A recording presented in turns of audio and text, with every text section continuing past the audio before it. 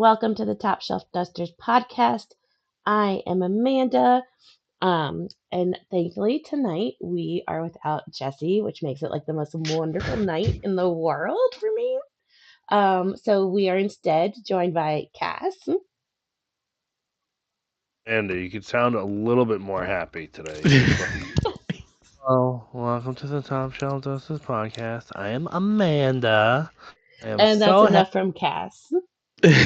here. I have the power to mute you this week too. So Good. this is I'll go to wonderful. sleep. You've already been over this. So Be the the Bruins Ethan are and out Isaac of podcast. a playoff position for the first time since November 30th. Kind of sad, but if they're gonna go down, they might as well get it over with and just let me down now, so I don't have to watch it and stay up for the rest of the games for the year. So we'll It's see a what happens. great day for the rest of the NHL. No, it isn't. Run bucket right there, waiting to be used. And I am joined by Ethan. Amanda's taking over this week, and it's we're just now getting started. It's 8:20, going on 8:20. So I'm just kidding. It was not all Amanda's fault.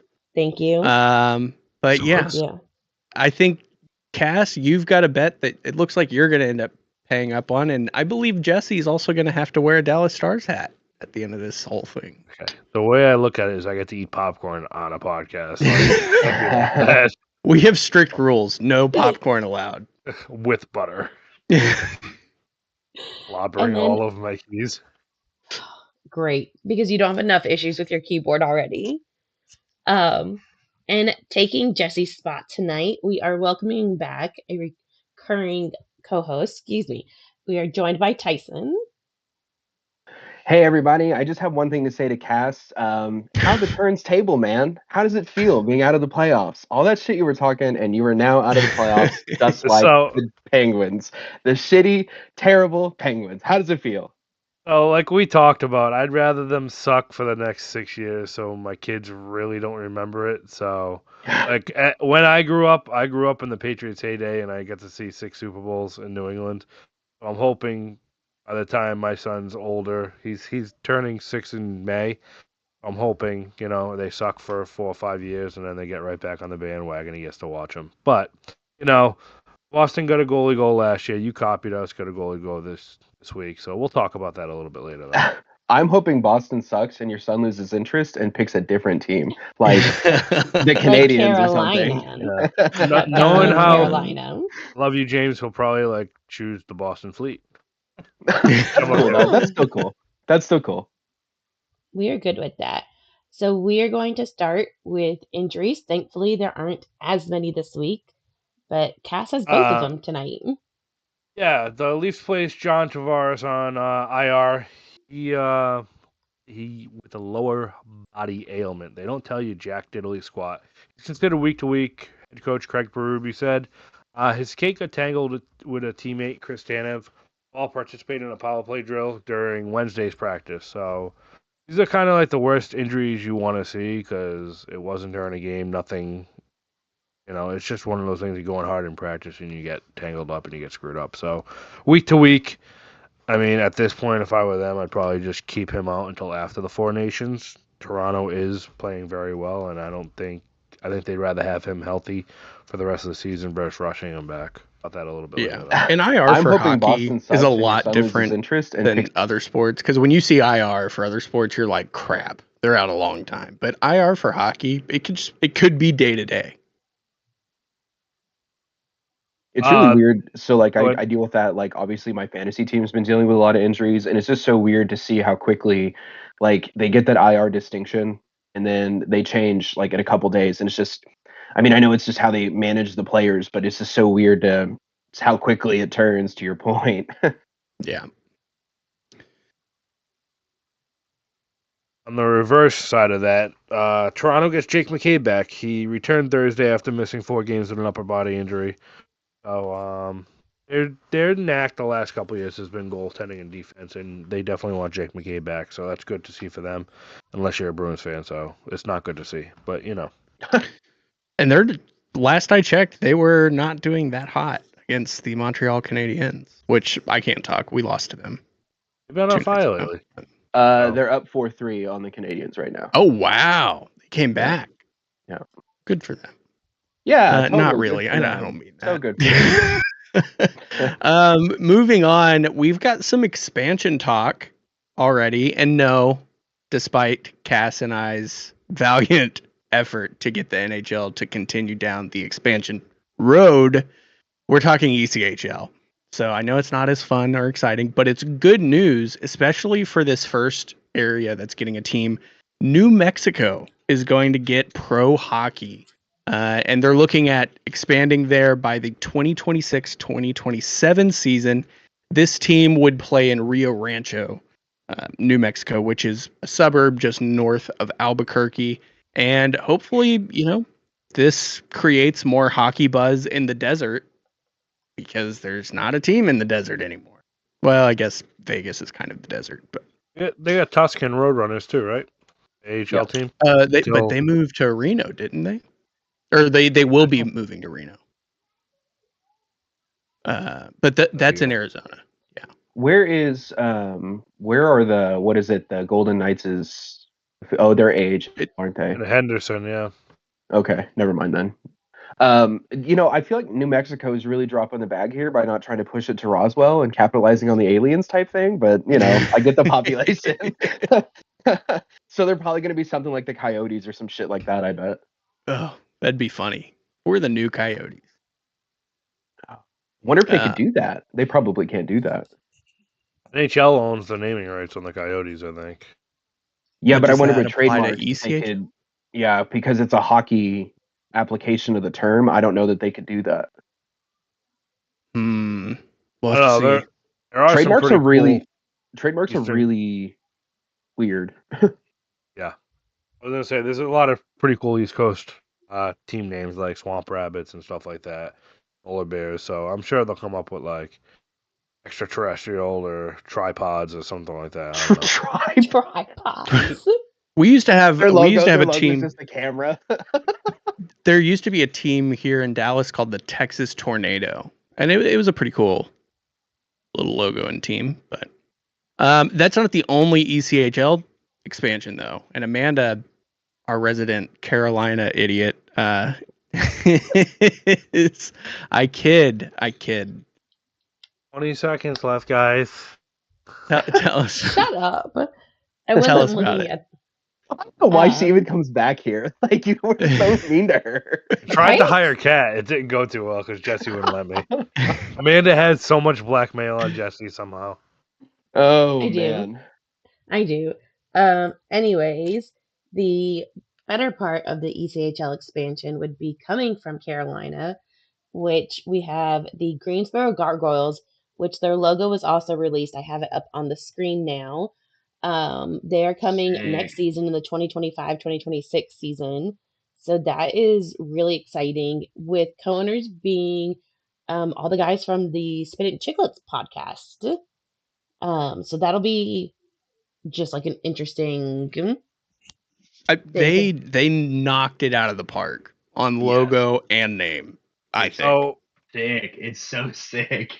I know Ethan's younger than me. Tyson, how old are you? Oh, trust me, I know exactly what you're getting ready to say. It reminds me exactly of the Gargoyle show. That's so cool. Oh, I loved that show on Disney. It was exactly like the main guy. Like, that logo is so sick. I looked into this ownership group, and if I'm not mistaken, they own part of the Everblades too. But to Amanda's point, with these Spit and Chiclet guys coming on, I have a feeling this ECHL team is going to be insanely exciting to watch. I think a lot of people are going to want to come play there.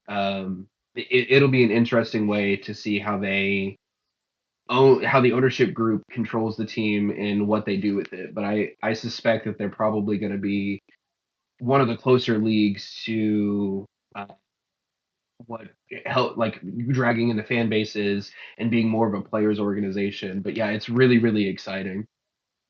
I'm a little shocked that North Carolina has gotten an ECHL team before a new AHL team that's within the state. I know it's two different leagues, but we have an AHL team in the state. In North, but that's like affiliated with the Canes? No, not affiliated with the Canes, but that was the part I didn't mention. Because the Gargoyles are supposedly going to be part of the Canes system. So I'm a little shocked. Like, go for an AHL team. I don't know. Do they not have an ECHL affiliate currently, Amanda? No, we are one of the ones that, because this will be the 30th ECHL team, so there aren't even enough for every NHL team to have their own individual. So for a while, the Canes were last year where we were without an AHL affiliate. We were sharing ECHL affiliates. We were just a hot mess. We had people scattered to the winds. So are they not Charlotte Checkers? They're AHL, right? Yes. Do you guys have them as an affiliate right now? No. We have Chicago's old one. The Wolves? Yes, Chicago Wolves. The Ice Wolves. Yeah. But I mean, that happens sometimes. For Dallas, our ECHL team is the Idaho Steelheads. Meanwhile, the Allen Americans are literally 10 minutes from my house in Dallas. So, here's a weirder one for you. So Jacksonville has the Icemen, the ECHL Icemen. They came from Evansville, and their NHL affiliate was originally St. Louis, but their main affiliate was Ottawa. Oh, we have Ottawa players come down to Evansville, and it was really weird because, like, you would think that they would pick somebody closer than Evansville, Indiana, of all places, but I guess not. So here's another fun one similar to that, and it was during the time McDavid was just coming into the NHL, but the Oilers AHL affiliate used to be in Oklahoma City, Oklahoma.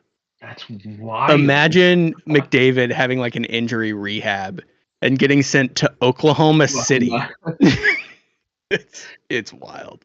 So to get back on topic, so the Gargoyles then, like, it's already stated they're going to be the ECHL for the Hurricanes. Let me double check.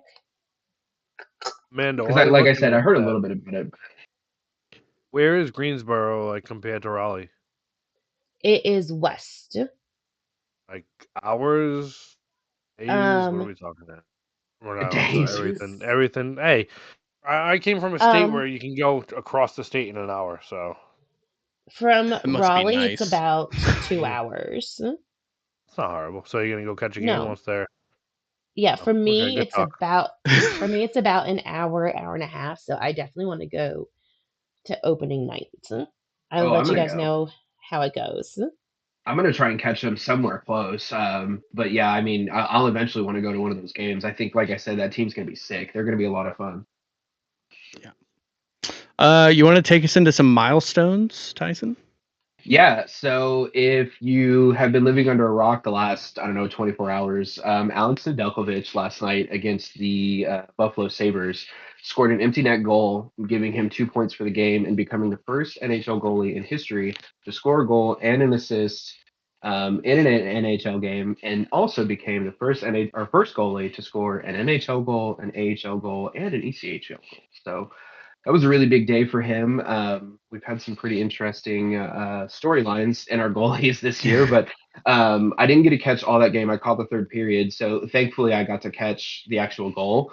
And let me tell you, for a goalie to stand behind a net like that and flick it as nasty as he did, like, I don't know how much experience you guys had with sticking pucks, but like when you have a glove on, like a catcher, you can't. It's hard to get leverage. Like, I've tried to do it, and it's hard to get leverage to flick that puck like that. He takes it off the board so cleanly and just doesn't set it, doesn't do anything. Takes it off the boards, flips around, and just whips it down the net. And the best part about it is when they go behind the net to see it go down the ice, you see Sidney Crosby look back and smile, and he starts stick tapping. Like, how cooler could your goalie goal be than to have somebody like Sidney Crosby celebrating it as it like rolls into the net? Full length. That's, man. It's impressive. And like I said, to be able to get that kind of like flick off of with goalie gear like that is insane. So props to Neddy. He's having a pretty good year this year. Most NHLers can't even score an empty netter when they're in front of the net and they're slinging it down. Ironically, full circle moment, the AHL team that he scored against was the Charlotte Checkers. Oh, there you go. He actually has 2 AHL goals. I forget who the other team was he scored against, but yeah, he's got the Penguins, the WBS Penguins. He scored them for the Penguins, both, I thought. No, I think he was on Detroit or Chicago when he scored? Oh no, sorry. He scored as a checker and as a Penguin. Okay. Times 2. Sorry. No, that was my fault. Here's another fun one, going back to the goalie thing, but in a not flattering way. Alex Ovechkin has scored on a milestone 179th goalie. He scored. I lost it. I don't have who it was. It was against someone, but it does put him closer to the Gretzky goal. I believe he's now 20 goals away. I think it was like 22. Unless he scored again. He's 20. 20. I think this week. That one was the one to put him at 20. So yeah, that was against, let's see, the Senators. That new kid. Yeah. Oh. So Merlanen. Yeah, Merlanen. So congrats to him. I mean, that's impressive. 179 goalies that you've beat. And I saw a list, and a lot of them were really... I think Marc-Andre Fleury had the most. That makes sense. Yeah, they played a lot. Ironically, I believe Kari Lehtinen, who was a Dallas Stars goalie back in the day, he was like third on the list. And we don't play them but twice a year. So, congrats. He lit you guys up, sounds like. Oh, yeah. Milestones. Cale Makar has become the fastest active defenseman to hit 100 goals. Who'd he score against, Ethan? It was some backup goalie, I think. Dallas Stars, that's right. Casey DeSmith? Is that who it was? Yeah. And he scored his 101st as well. Even better. He became the sixth fastest defenseman in NHL history behind George Boucher, Bobby Orr, Paul Coffey, Ray Bourque, and Dennis Potvin. So he is leading all defensemen in points with 51 in 47 games. His teammate Jonathan Drouin also scored his 100th career goal, and he's been playing a lot longer than Cale Makar. Oh, here's an interesting one. Somewhat on subject. Do you know who's leading the league for defensemen in goals right now? Not Erik Karlsson. Not Erik Karlsson is a correct answer. That is an acceptable one. I thought it was Werenski. It is, which I was actually kind of surprised about. Not that I don't watch a lot of Columbus, but I don't really hear his name. I don't really see a lot of his play, but he's leading the league for defensemen right now, which is crazy. I mean, not that he's a bad player. It's just not anything I expected to see from this season so far. But did you expect to see Columbus in the playoff picture? No, I don't hate it. I don't hate it, but yeah, they are sneakily making their way. That's wild, man. They might put a foothold in and actually make a run at it, which would be crazy considering the year they've been having.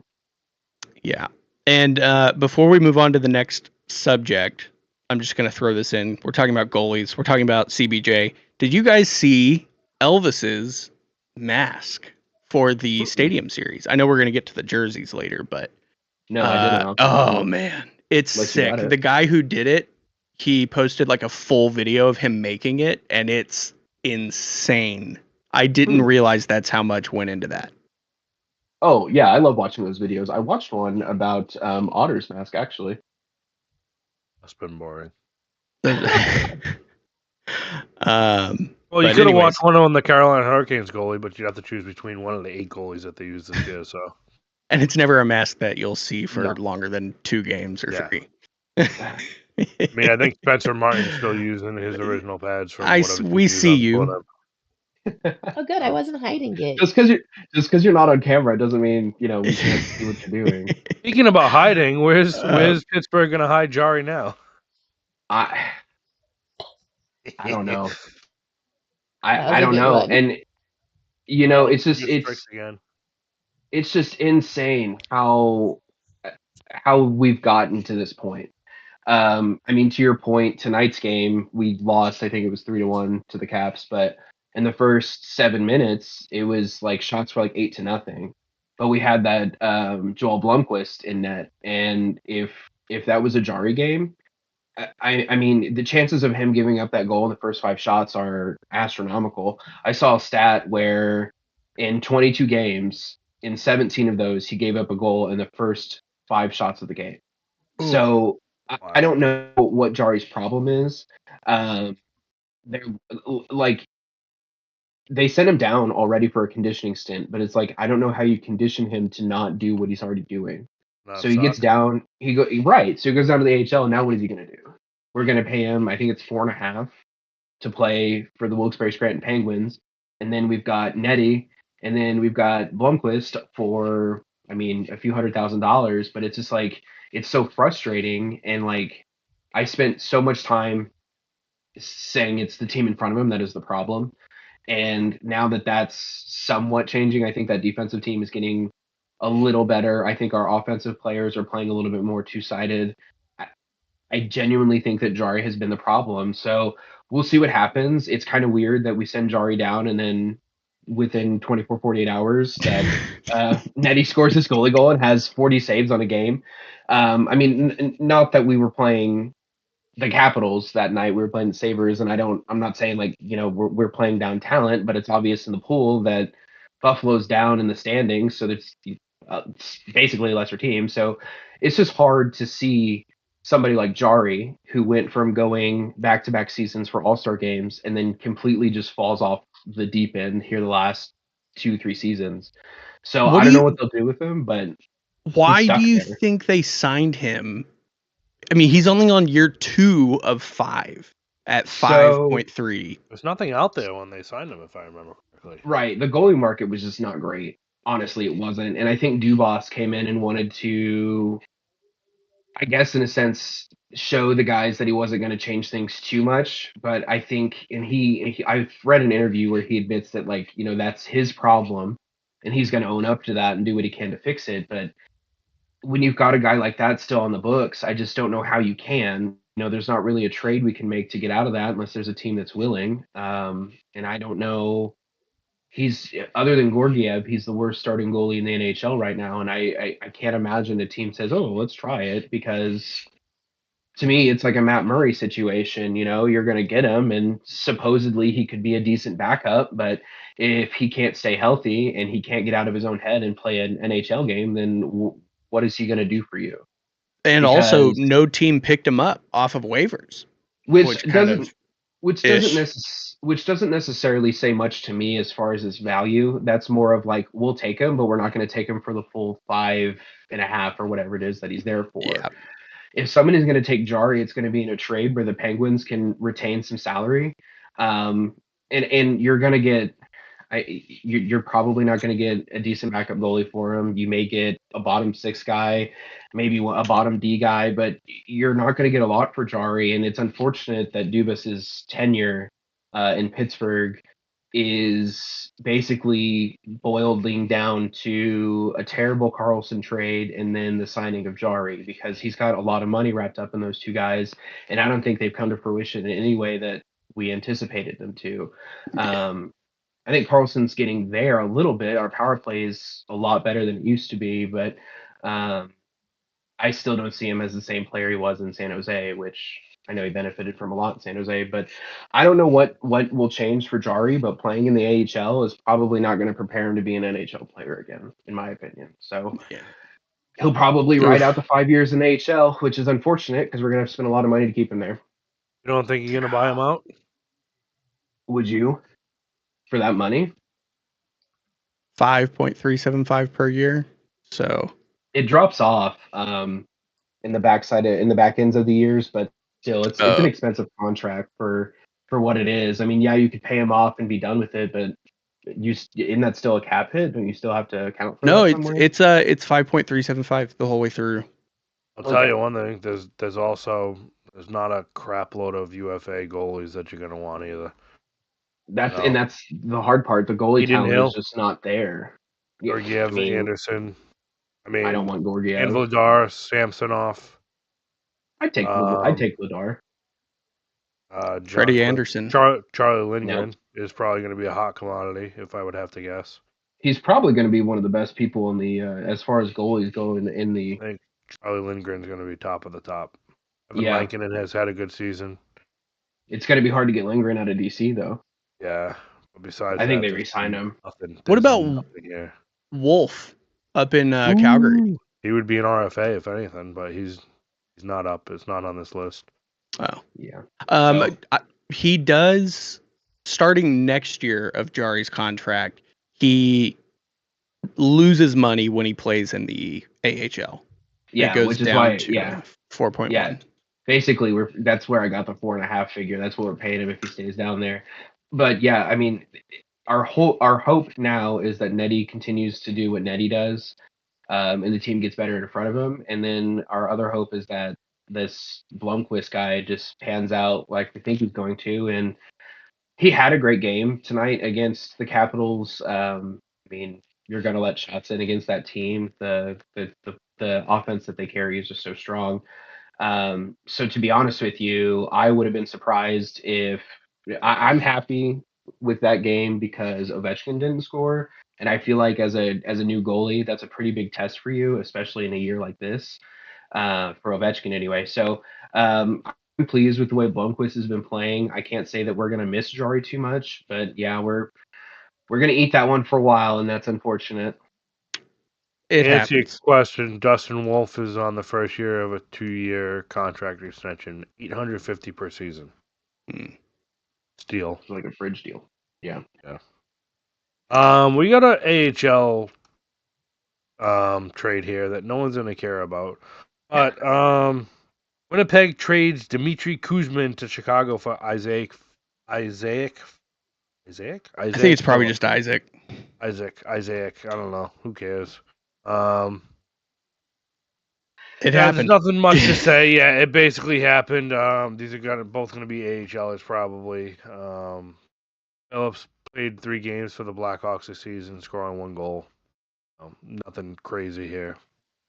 And to wrap up the trades and transactions, Edmonton signed John Klingberg, right-handed defenseman, and he's had 2 hip surgeries, I believe.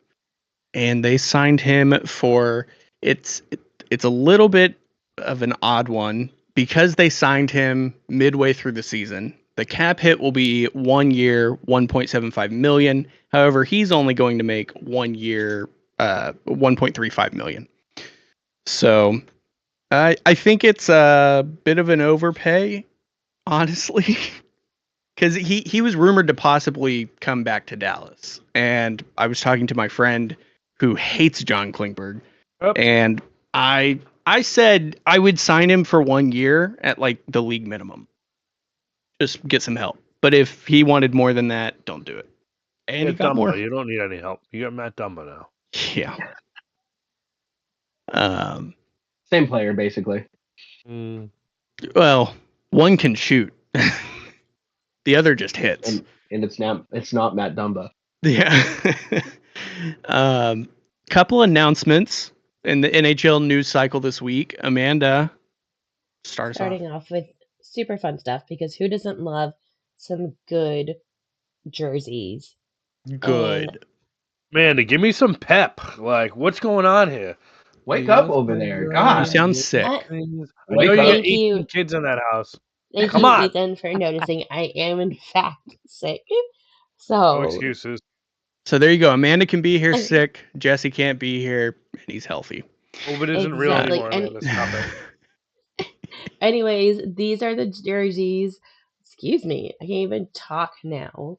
For the Blue Jackets and for the Detroit game coming up, I really like the Blue Jackets jerseys. And yeah, I do too. The Red Wings one looks like they're sponsored by Little Caesars. It looks like a baseball, like that font reminds me of baseball. Yeah, it does. It doesn't really scream hockey to me. I love the logo around the outline of the state for Ohio for the Jackets. Yeah. I am sick, Cass. Be nice to me. This is me being nice, believe it or not. That one state, you know? I mean, you got to pay. Illinois? You got to pay tribute to the Cannon. Yeah. That's a big thing. Somebody said that was the first one where the cannon was the logo, but it's not. They have that one where it's the dark blue with the light blue, and it's got that big circle crest on the front. I thought that was like a wheel or something. It's got a cannon in the middle of it. I'm just thinking back to playing like NHL 16 or something. I really like the jerseys. So typically in the Stadium Series, the two jerseys are usually like they share the same aesthetics, and I like that the two jerseys are different. For me, Detroit, I get it. It's a classic look. Teams that only use two colors drive me up a wall because when you get into situations like this, what variant of red and white are you going to do? Would you prefer like St. Louis, where they just pull red out of nowhere? No, they've used red in an old jersey. Yeah. But do you like that better than just sticking to their colors? I mean, I like sticking to their colors. To me, I think that jersey is too simple. And the whole point, other than, marketing the league and trying to make an event that's going to bring viewership, they get a lot of money out of these one-off jerseys and all these specialty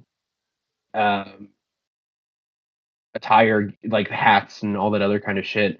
So to me, like, I know it's a one-off game that they're going to play, but to me, I just feel like they could put a little bit more effort into making the jerseys, like St. Louis's Winter Classic, for example. But yeah, Detroit, I've never been impressed with pretty well any of their jerseys for these one-off games. And what about the one that said Red Wings? I think it was like Detroit Red Wings. I think that's a reverse retro that they did. Oh, I mean, for an original 6 team, Ethan will tell you what the 6 teams those are later. Detroit really hasn't moved around their jersey too much. Mm-hmm. Also, wants to pass along to Jesse that he hopes he recovers from his sprained mangina and can return next week. So, good. I'm not afraid to say it online. I'll say it. Can't wait till he has to hear that. We thank you, and we will pass my it line along to Jesse. He's probably sleeping next to his Igor pillow and just crying himself to sleep. No, Jesse has one of those big body pillows that has like a anime chick on it. He has one that has Shesterkin on it. Full body pillow.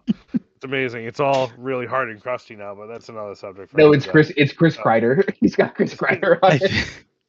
I think Detroit did well also with the D. That's like the Detroit Tigers baseball D font. I thought that one was cool, but like Cass said, it's an original 6 team that's not going to go too far off of their logo.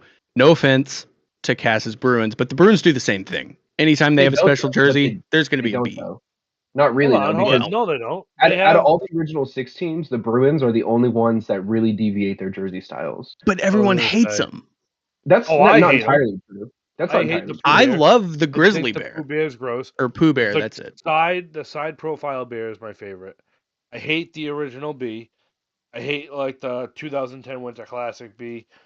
I think the meth bear looks dumb, but I'm a big fan of the smoke, and I'm a big fan of the side. You know what I mean? Again, like I was thinking about the other day, to Boston's credit, for original 6 team, they have at least had some change up and variety in their jersey styles, and that is they're a good team to put into outdoor games because they have a lot to pull from, and not to like be that guy, but the Penguins do too because they've had so much variety over the times. So depending on what your driver is, it's obviously not going to be the jersey styles that are going to be with the teams that they pick, but it would just be nice to see something adventurous from Detroit versus what they have been doing all along. And I think that Columbus took a big stab at looking at something beyond what their franchise has normally done. And that's nice, in my opinion. I really like the Columbus Blue Jackets jersey. I think it wins out over the two. I think Chicago's also really bad. Yeah. When I did the Who Wore It Better series for Freeze the Puck Hockey, and I chose 6 or 8 jerseys for every team. It was like Detroit. It was all white. It was all red. There was a couple cream colors. And same thing with the Blackhawks.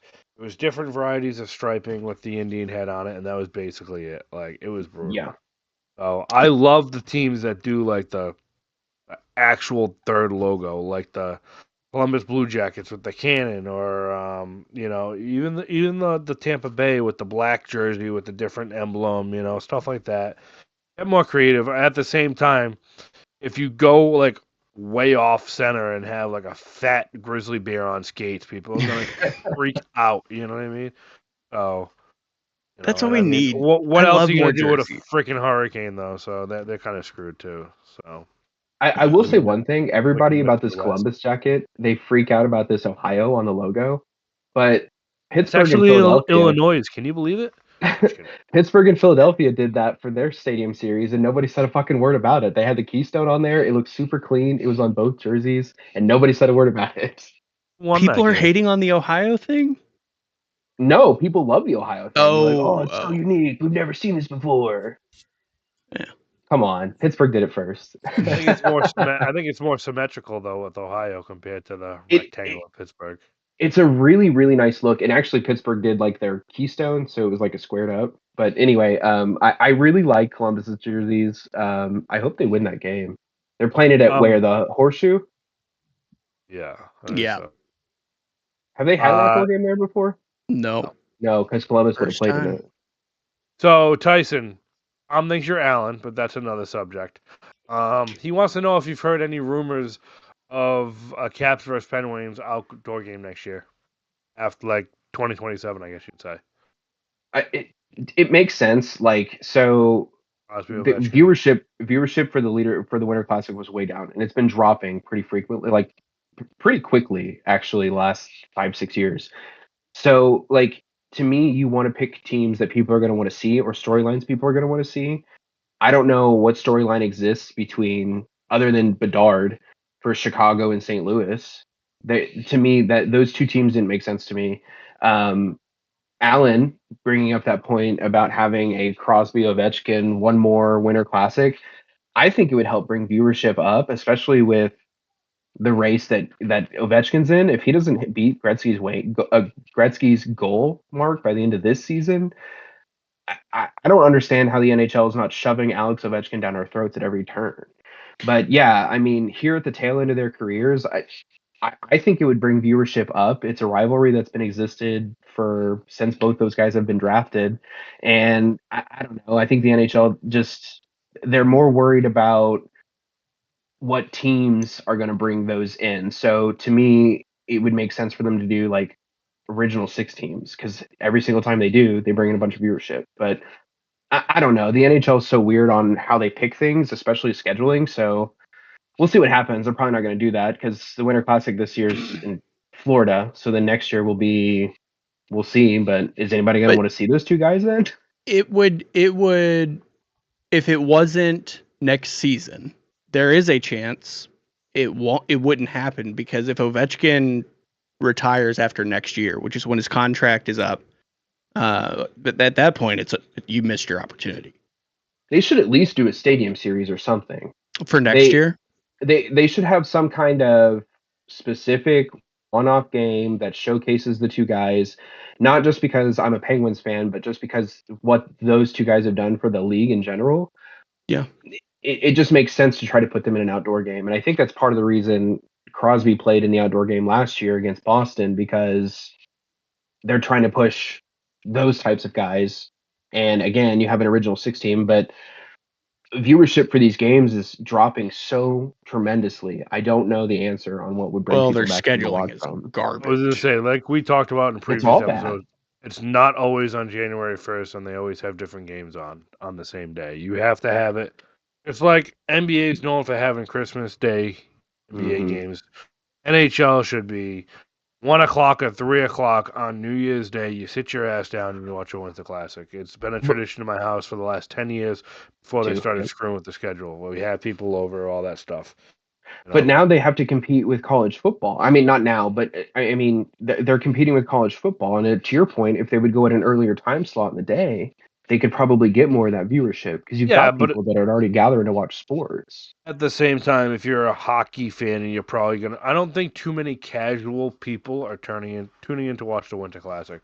Like, I could not tell you who played college football that day. Like, I could give two shits. See, I'm going to have to disagree with you, Cass. I think the Winter Classic is one of those games that one-off fans do watch, because it's this big showcase. It's this game that they have advertised all year. It's this interesting thing that they do. I would say if the casual viewer, if they don't watch a lot of hockey, I would say the Winter Classic is probably a game that they catch at least a few minutes of somewhere. Yeah. Cass, you got the next announcement. Your brotherly love, Fly Eagles Fly.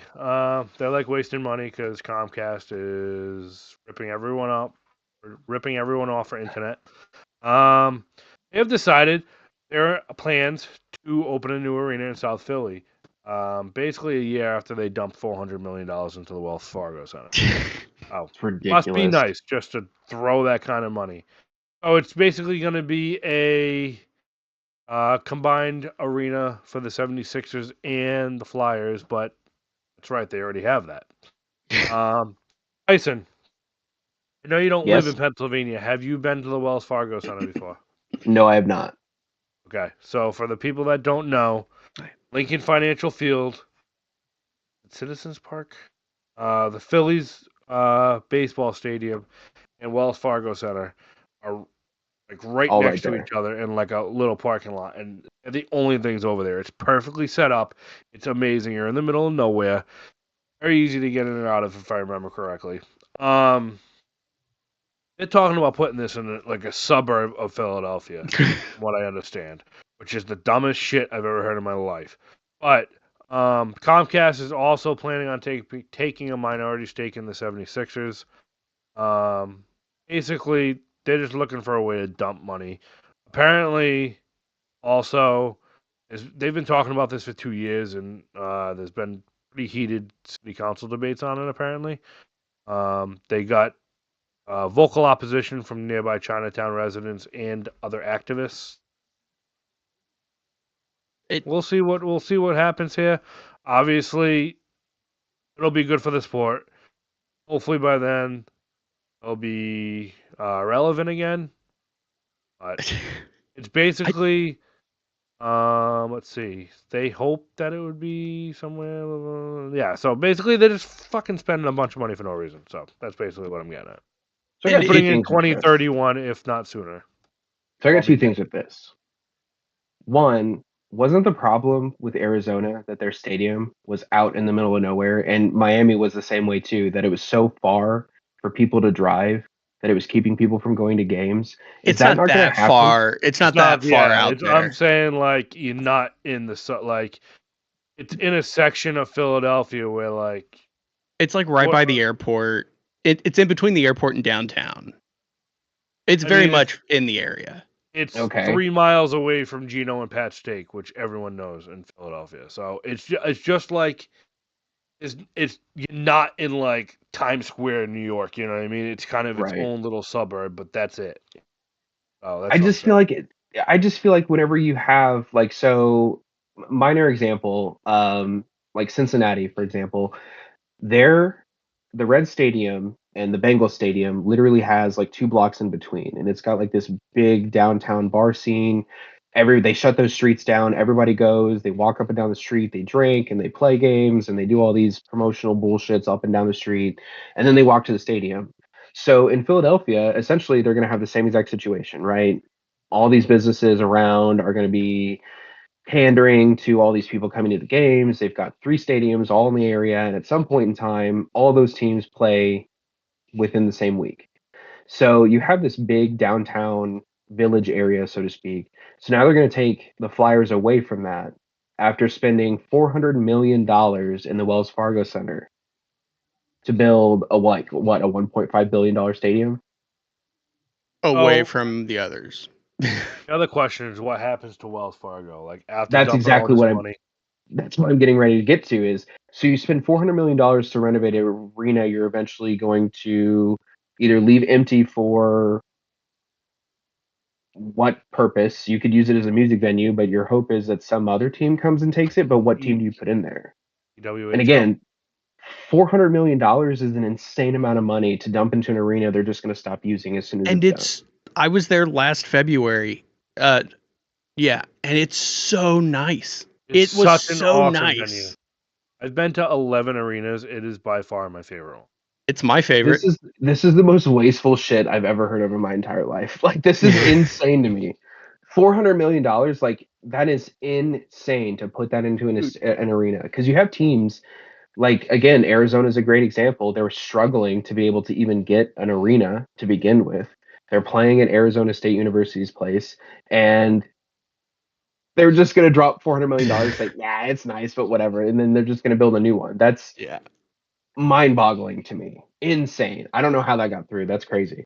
No taxpayer dollars, though. So at least that's a good thing. How? How do they not? Comcast reported a net income of $3.63 billion in 3 months of 2024. So it's not tax dollars. $400 million is a fucking drop in the bucket to them. It's just the money that they're fucking everybody else out of with their services. Comcast sucks so bad, and they're just gonna reap the rewards and rub it into everybody's faces. It seems like it's just public laundering. They probably need to dump $400 million to like hide it somehow. You know what I mean?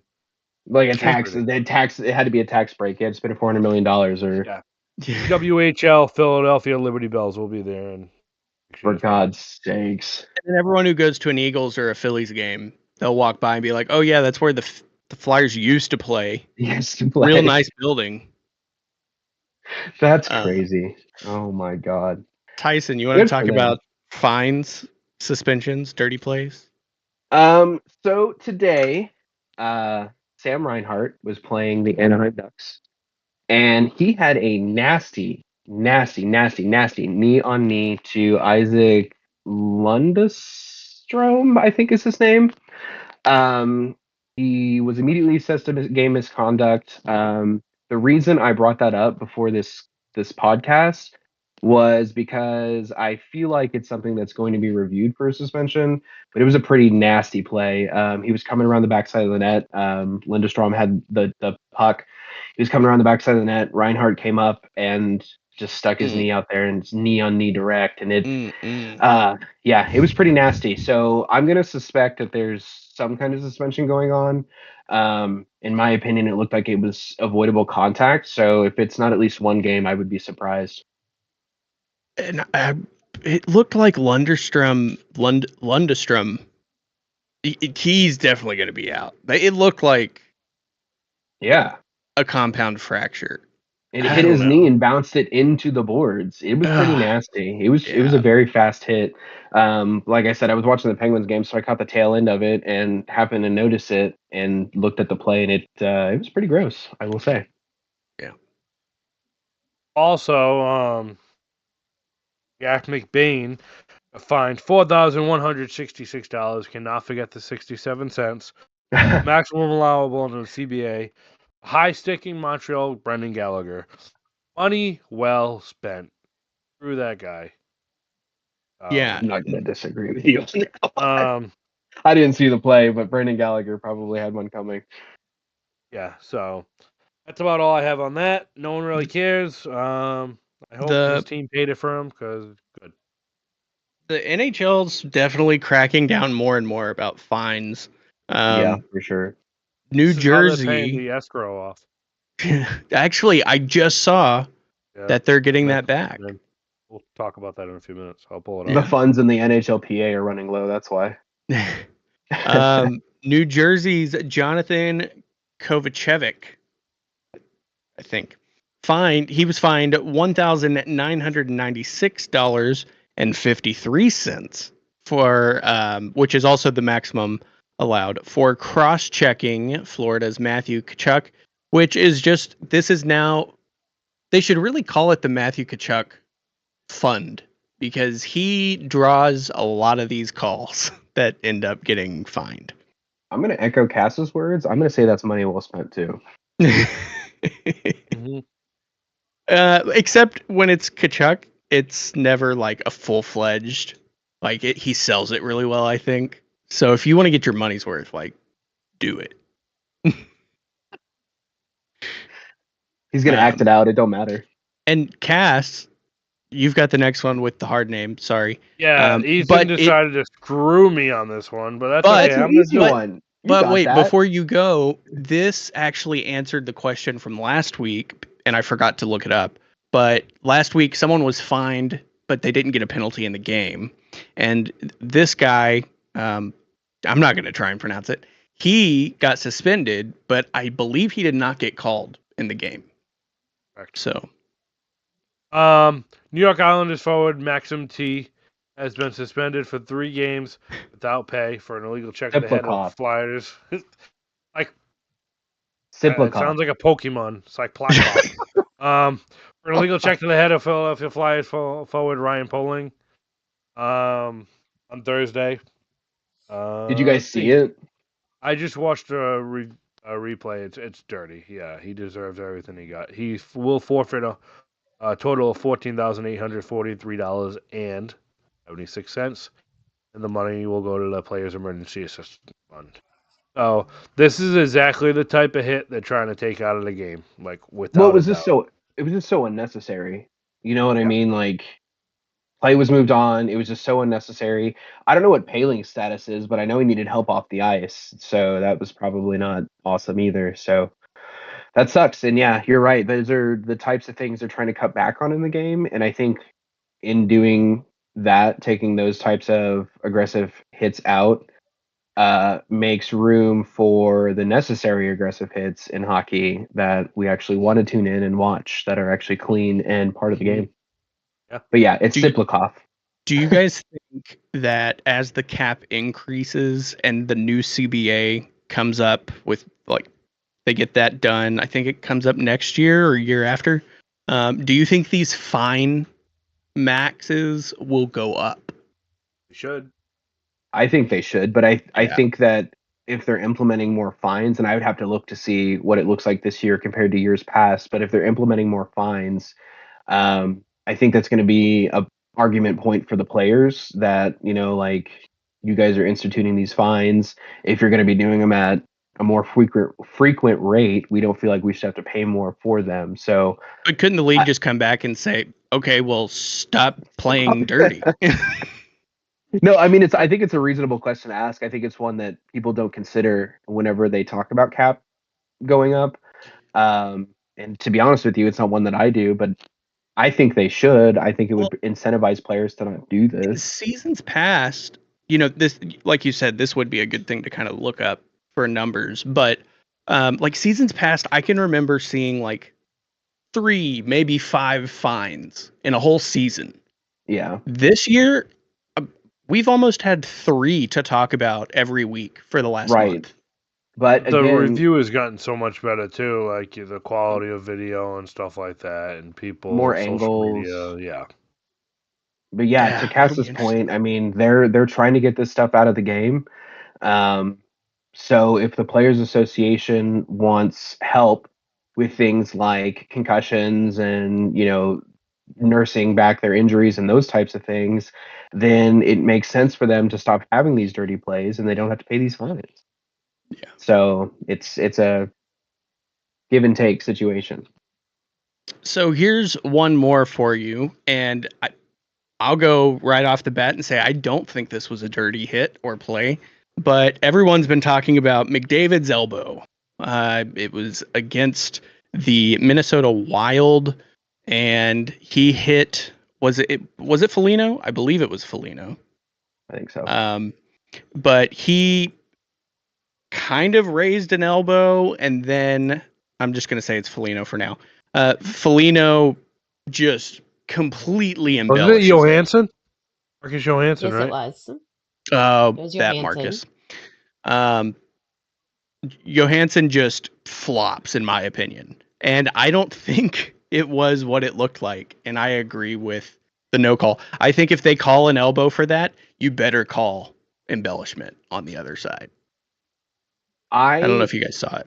I disagree, because I think if it's a player like Brad Marchand or Tom Wilson that does that, they're going to bury him under that barn. Probably. We talked about it a little bit in Freeze the Puck, and there's always this idea that stars like McDavid, admittedly Crosby, and guys like that are protected by referees. Yep. Shut the hell up. Shut the hell up. It's not so protected. Easy to get under your skin. I love it. I just have to say that's the most ludicrous player to pick, because of course it is. That's why I pick him. Jesus Christ. He's not a superstar. Anyway, he's playing on the same line as Sid and Nate the Four Nations tournament, so that can be argued. That's what they call a role player, Cass, a role player. Anyway, we'll my point is, I think that McDavid didn't get the call on the ice because of who McDavid is. And I think that if a player with a little bit of history had the same hit, they would probably be suspended or fined. So, not that I think that there's this conspiracy that refs are protecting superstars, but I think that people are defending McDavid for that play way more than they are for other players that get, crucified for doing the exact same thing. So, to me, if it's an embellishment, that's fine. We can take that argument. But to me, McDavid got away with a play that would have had other people, they would have given the gate to other players for, in my opinion. Oh, go ahead, Cass. I was going to say, I'm just really hoping Marchand has more points than Crosby in this Four Nations tournament. And just take it right up Tyson's ass. So I will bring you on for a 3-minute clip for this podcast. Just shit all over you. And I will mute you and then just click. Back to being on subject. I just think that people view McDavid's play as not dirty because he doesn't have a track record, so to speak, of being dirty. So when something like this happens, they come to his defense and say that, he embellished that hit. It wasn't that bad. But he's not a perfect player, and he's going to do this eventually. So let me say, I am not a McDavid fan. I think he draws. I'm not accusing you of that. I think he draws so many trips just because he skates on such an edge that he loses it half the time. And if a stick is within 50 feet, the ref's going to call trip. I think in real time, if you're a ref on the ice and you're watching that happen, it does look like an elbow. It looks like an egregious elbow. And I think to your point, they probably didn't call it because of that mentality. I'm talking from the sense of watching like the slow-mos. I don't think he actually elbowed him like it looked. But that's all slow-mo. You can't use that for the rest. You mean to tell me in full speed, Marcus Johansson could feel the wind off of McDavid's elbow and knew to flop just the right way to make it look like he got elbowed? No. I'm saying I think he caught him a little bit. And any hockey player, if a stick is in your face, you're going to throw your head back. But by definition, that is an elbow. If he gets you a little bit with an elbow, that is still an elbow. So how are we saying it's not an elbow? You don't even have to argue, Ethan. If you give him 5 minutes, he's going to argue with himself. I'm saying from the slow-mo, it didn't look. I've seen it. I've seen the slow-mo. I've seen it fast. And to me, it still looks like he elbows him. Intentional or not, it's still an elbow. And to me, it should have been called on the ice. I agree with that.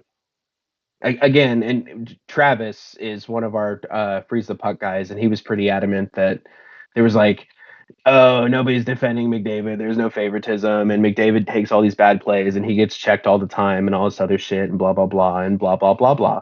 And you're gonna have that in hockey. People are going to get checked. You have 3 guys on the ice one guy that can call the penalty, and you have 2 other guys that can help them. So like, there's gonna be things that aren't called. And for somebody to sit back and say, well, as a star player in the NHL, as the face of the league, and somebody that makes the league money when he's on the ice, they don't do a good job defending him is pretty crazy to me. So that's a weird way to take that. But again, I think he elbowed him, and I think he should have been called for that on the ice and maybe given a fine for it. They can fine him still. I wish they did it so he'd have the precedent of already being fined once. So if something like this happens again, it's already there. Right, and exactly. Because if you don't find him the one time, he's going to keep getting away with stuff like that. Yeah. Am I wrong though, Cass? If Marchand did the same play, they would have given him the gate. They would have kicked him out of the game. I don't know, because I don't know if he's a repeat offender right now. He might have lost that status again. He's been timing it pretty good to just skirt by past the repeat offender lately. He has had a pretty clean season the past couple of years since he's got that C. He's the captain now, before we go, we got a couple other things that we wanted to talk about. First of all, we don't usually report on rumors, but when there's smoke, there's fire. JT Miller, Elias Pettersson talking about them all year long with the disagreement. There were rumors today that JT Miller was going to be sat out because there was a trade pending with New York Rangers that apparently has been axed, and he is playing tonight, supposedly. So nothing to report on there. And then I'm going to read. Would you want to go play in New York? I don't know. Billy Joel's there every month. I wouldn't mind it. Miller said he would go back. Yeah, he was there already too. I'm going to read a quick tweet from Frank Saravelli. NHL players have been notified escrow withholdings from checks will be terminated for the remainder of the season, starting with the January 30th pay run.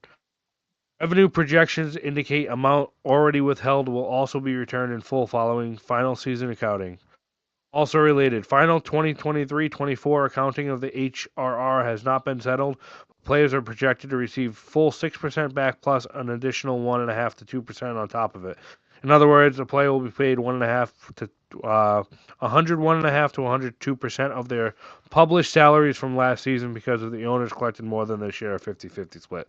So now that the owners have made interest on the money, they're going to get it back. They give it like paying your taxes. If you get a refund, that means you're giving the government an interest-free loan. In this case, basically that's what the owners have.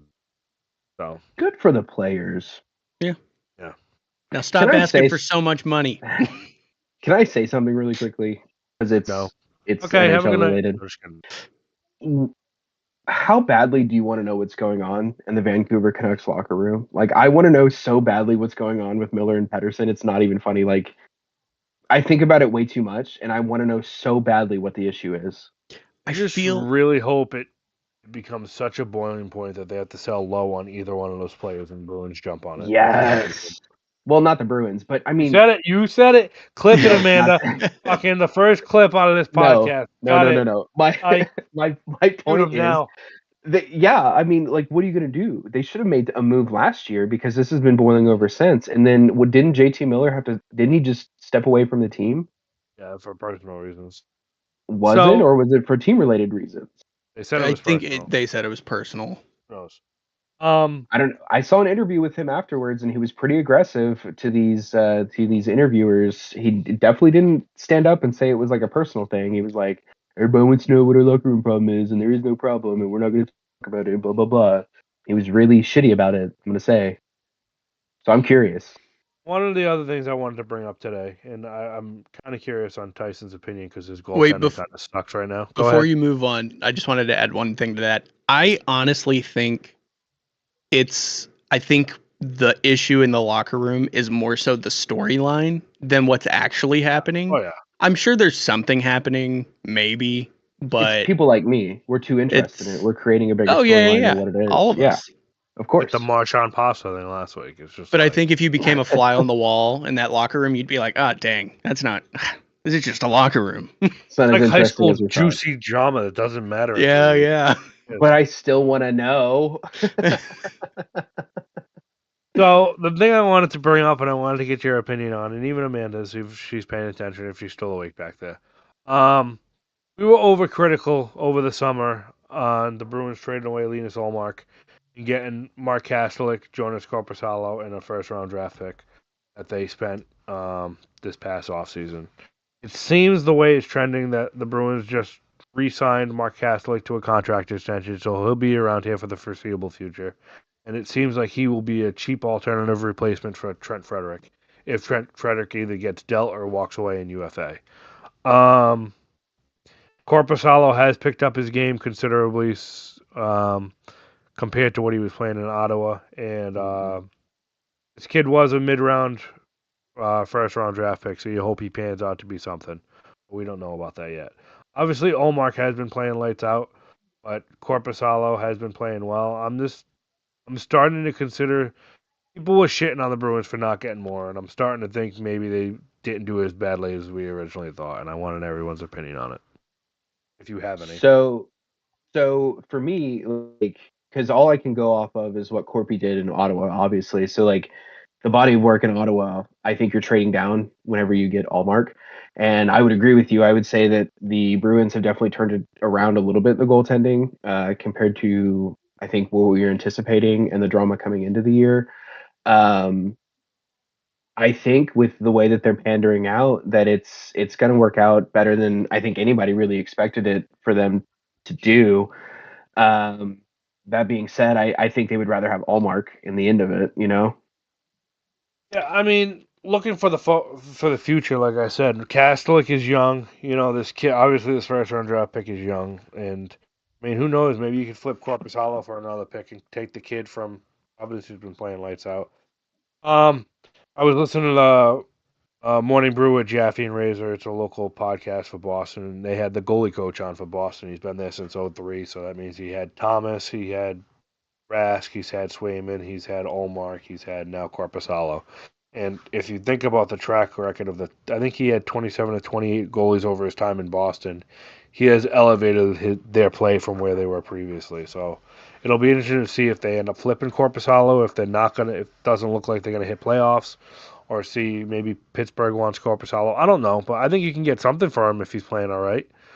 Obviously, well, I Ottawa mean, isn't the easiest spot to play either. Well, and I mean, again, like we talked about earlier, the market for goalies right now is not that great. So anybody that they could try to get for, I don't want to say cheap, but for a more reasonable price than some of these other goalies like Corpusalo. Yeah, I mean, I think that Corpusalo has gotten to a position where he can create value for himself and his brand. And I think he's become somewhat of a decent goaltender behind Swayman. But I think Boston's problem really is just, I think defensively they're not playing as great in front of the net, and that's what's been dragging them down versus goaltending. Yeah, I think they made the right move. You want Allmark and Swayman because that worked really great, but you couldn't afford that. And so between Corpusalo and Allmark, and let's call the position the backup position, I think he's doing a fine job, and I don't think you need to panic on goalies. The reason you're panicking about the goalie situation is because of Swayman's off year. If he shows that this is who he is now, then you panic. I don't think this is Swayman. I think he's just in a rut and needs to bounce back.